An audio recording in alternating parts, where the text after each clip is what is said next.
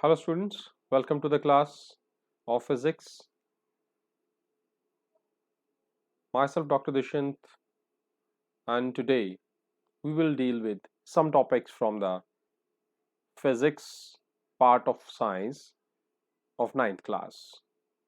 तो आज के जो आपका टॉपिक होगा वो पर्टेन करेगा आपके चैप्टर से जो आपके करिकुलम में है, दैट इज मोशन। जब भी आप अपने आसपास देखते हैं तो आपको लगता है कुछ ना कुछ मूव कर रहा है। बहुत सारी चीजें हैं जो मूव कर रही हैं, बहुत सारी चीजें हैं जो मूव नहीं करती हैं। मींस एक बॉडी या एक ऑब्जेक्ट जो है वो अपनी दो ही स्टेट्स में हो सकता है, either it is moving means or it is motion or it is at rest. अब मोशन किसे कहेंगे और रेस्ट किसे कहेंगे, यह सबसे बड़ा क्वेश्चन है। Because for one person may be an object be in motion and for other it may be in rest। एक एग्जाम्पल लेता हूं मैं, एक सिंपल सी एग्जाम्पल लेता हूं इस केस की कि एक इंसान को जो चीज चलती हुई दिखाई देती है हो सकता है दूसरे इंसान को वो चीज रेस्ट पे दिखाई दे।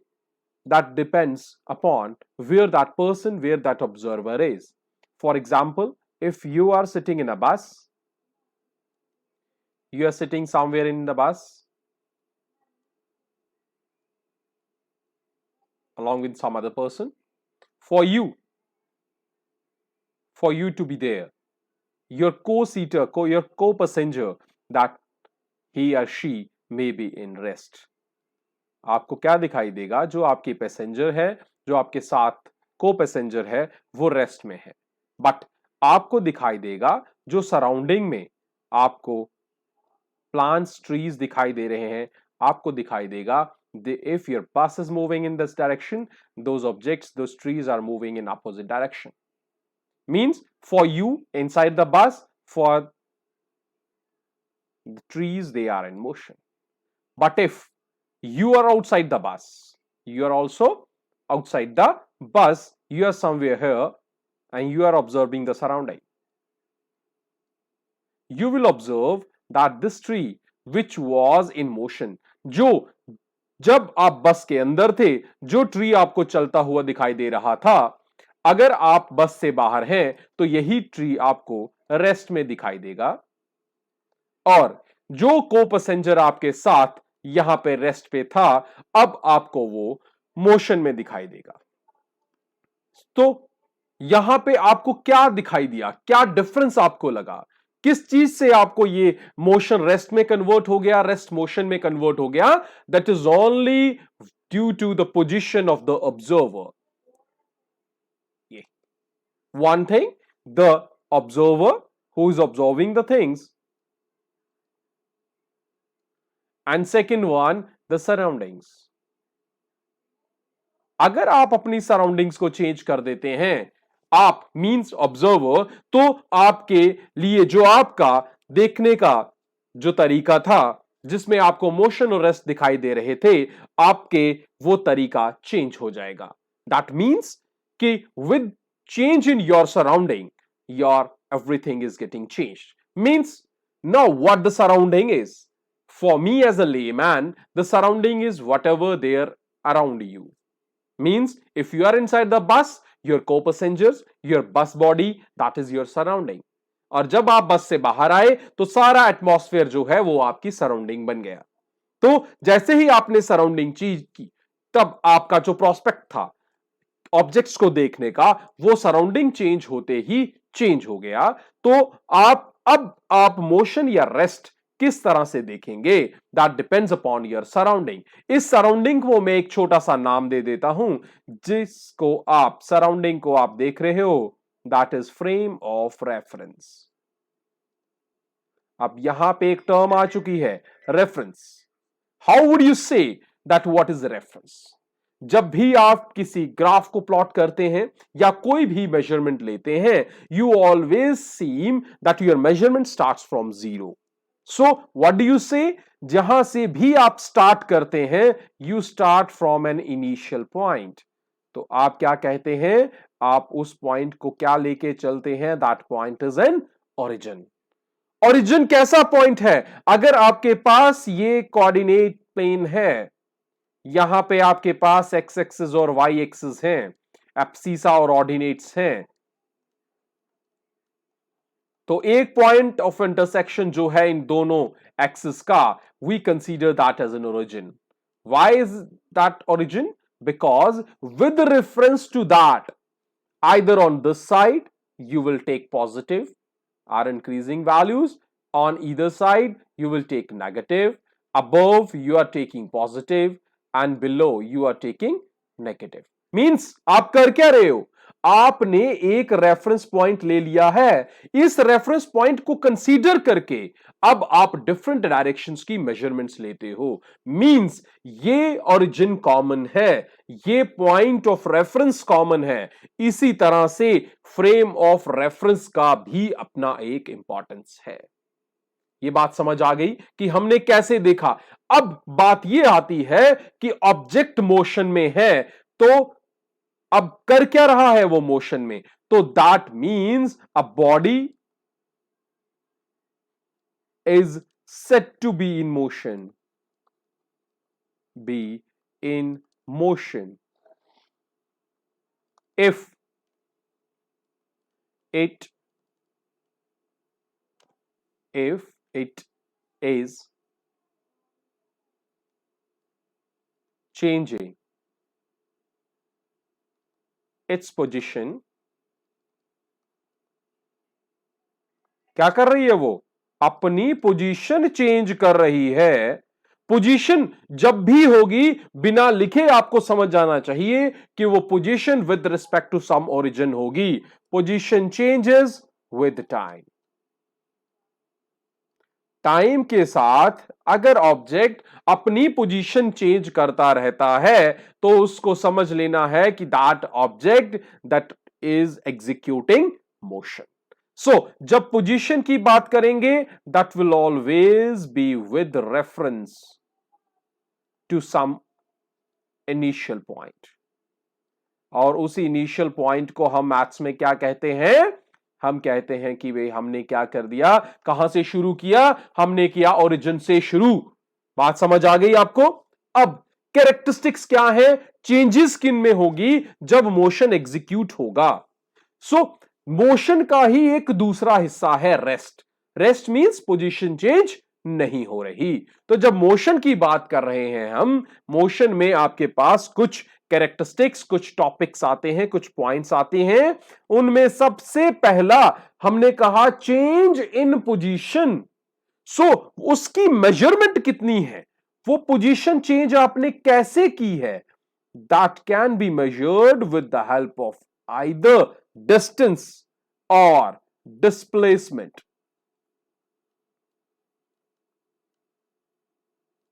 बिकॉज डिपेंड करता है कि जब आप उस मेजरमेंट को लेने जाएंगे, आप उस मेजरमेंट में किस चीज का ध्यान रखेंगे, सिर्फ मैग्नीट्यूड ऑफ मेजरमेंट का, या टाइप ऑफ मेजरमेंट, या कह सकते हो डायरेक्शन ऑफ मेजरमेंट का।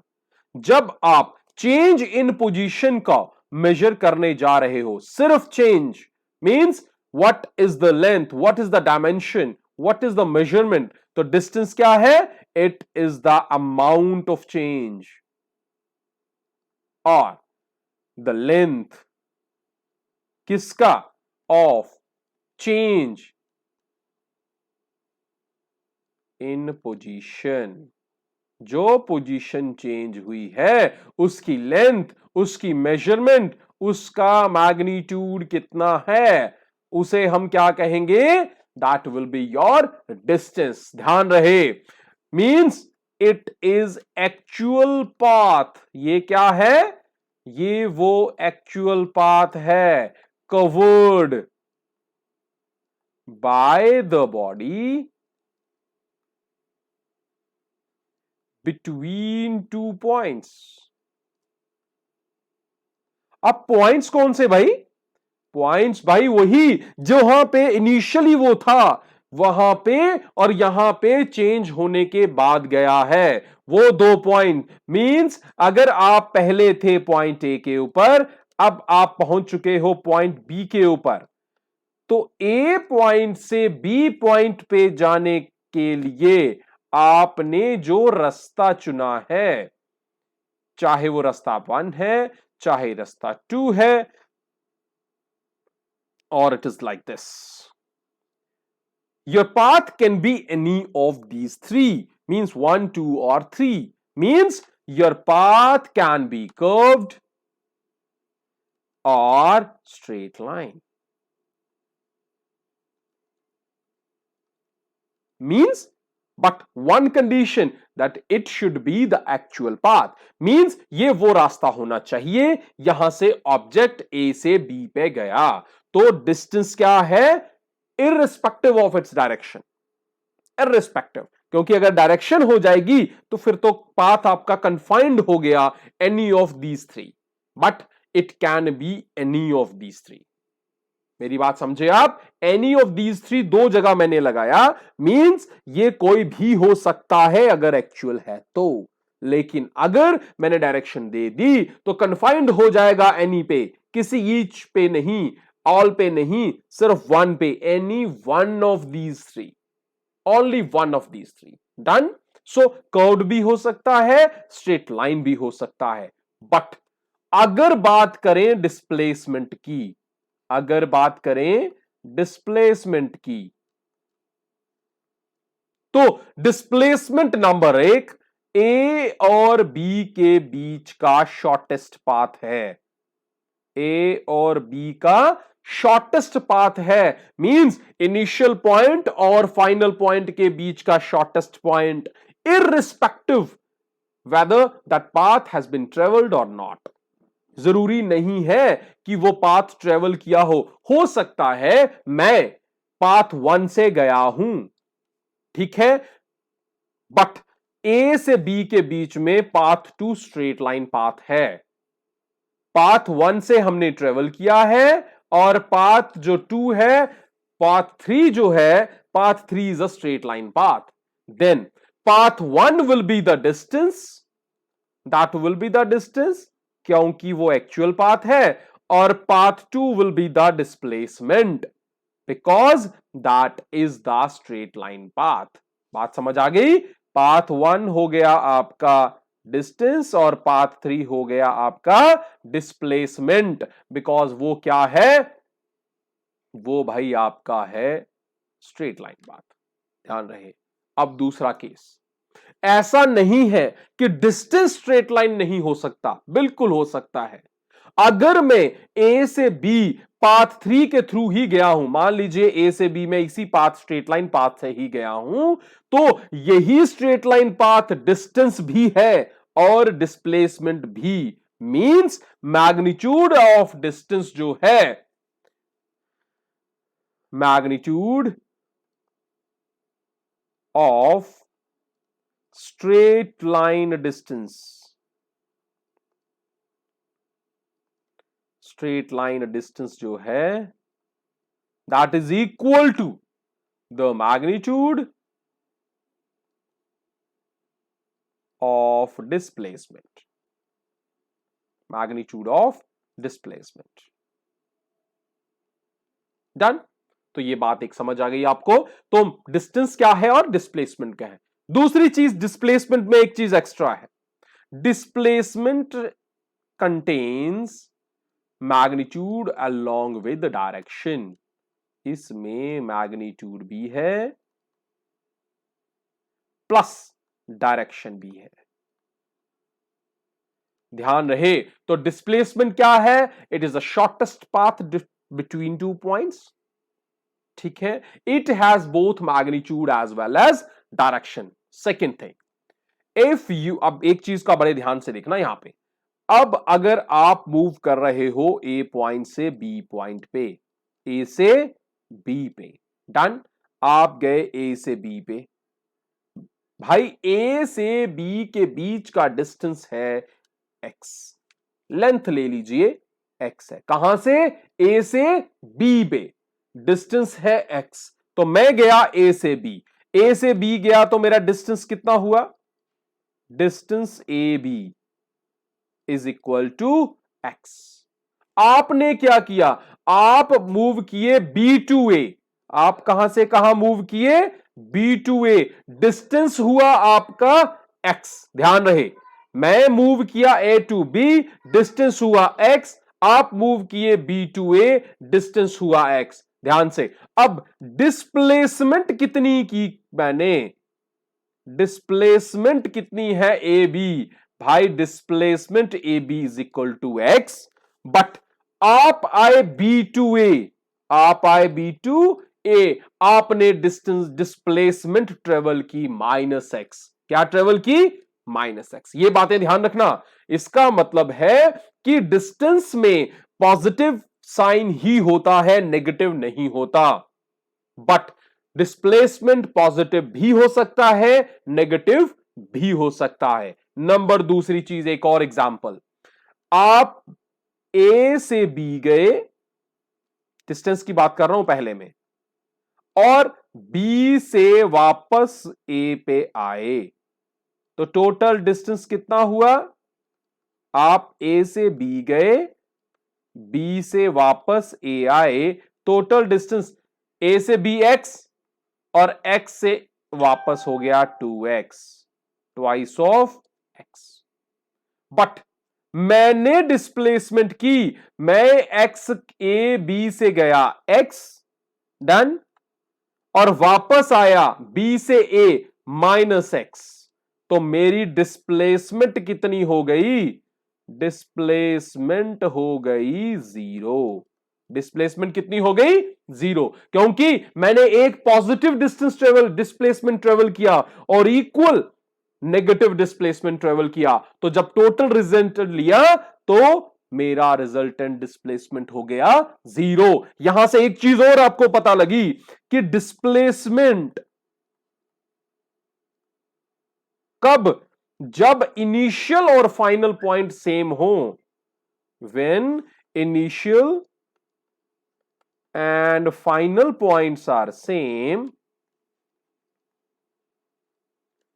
final points are same, the time it displacement will be 0। तो डिस्प्लेसमेंट 0 भी हो गई, पॉजिटिव भी हो गई और नेगेटिव भी, और आपका डिस्टेंस क्या रहा? सिर्फ पॉजिटिव रहा। तो बात समझ आ गई? तो अब आपके पास कुछ चीजें आ गई हैं। अब हम थोड़ा सा इनमें देखते हैं एक बार। डिस्टेंस और दूसरा हो गया डिस्प्लेसमेंट। डिस्टेंस सिर्फ स्टार्टिंग में 0 होगा, बाद में डिस्टेंस 0 नहीं होगा, that will B positive. Start होने के बाद भी 0 हो सकता है जब इनिशियल और फाइनल पॉइंट सेम हो। 0 पॉजिटिव भी हो सकता है, डायरेक्शन रिवर्स होने पे नेगेटिव भी हो सकता है। डन, एक एक चीज आ गई।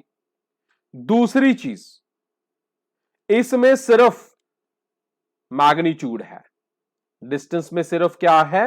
मैग्नीट्यूड है, और इसकी मेजरमेंट कर सकते हो आप इन द यूनिट मीटर।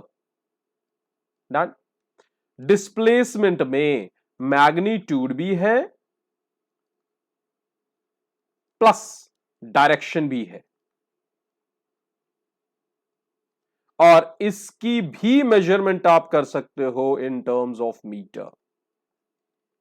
तो जब हम बात करते हैं सिर्फ मैग्नीट्यूड वाली फिजिकल क्वांटिटीज की, तो हम कहेंगे कि भाई जिसका सिर्फ मैग्नीट्यूड होता है उसे हम कहेंगे स्केलर।